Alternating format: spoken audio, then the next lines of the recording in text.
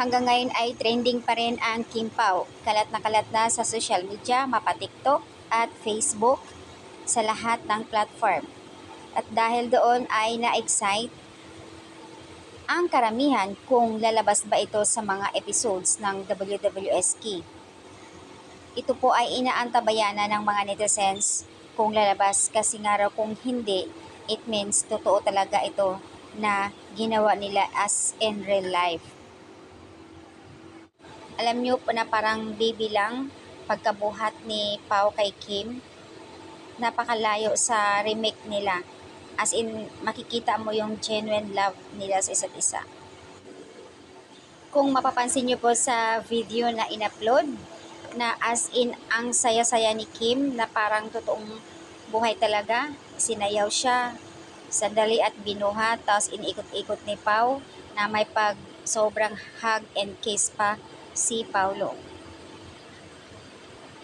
At nakapagtataka lang dahil yung suot ni Kim doon sa video na yon kung saan ay nag-propose nga itong si Pao, yun din yung suot niya sa 8 Showtime. Kaya hinala ng karamihan, ginawa ito ni Pao before 8 Showtime. At dito naman sinasabi ng karamihan na episode daw ng WWSK pero wala naman pong pinalabas hanggang ngayon. Kaya nga nagtataka din ang karamihan kung bakit hindi nila nailabas. Baka nga raw ay totoong pangyayari ito. So, ayan yung original kasi ng WWSK Korean, walang buhat-buhat doon. Direct kiss na at yakap. Yung whatever guys, totoo man o hindi, basta kinilig ang lahat.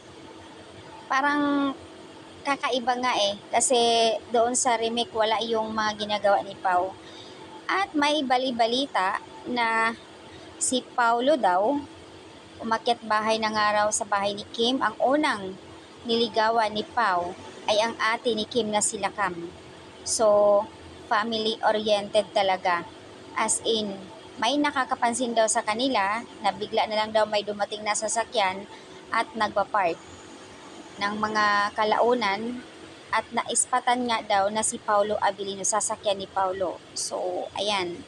So, totoo pala yung, confirm pala yun na kuminsan magja-jogging si Kim ng 5 AM sinasamahan ni Paulo, hindi lang pinakita sa kamera.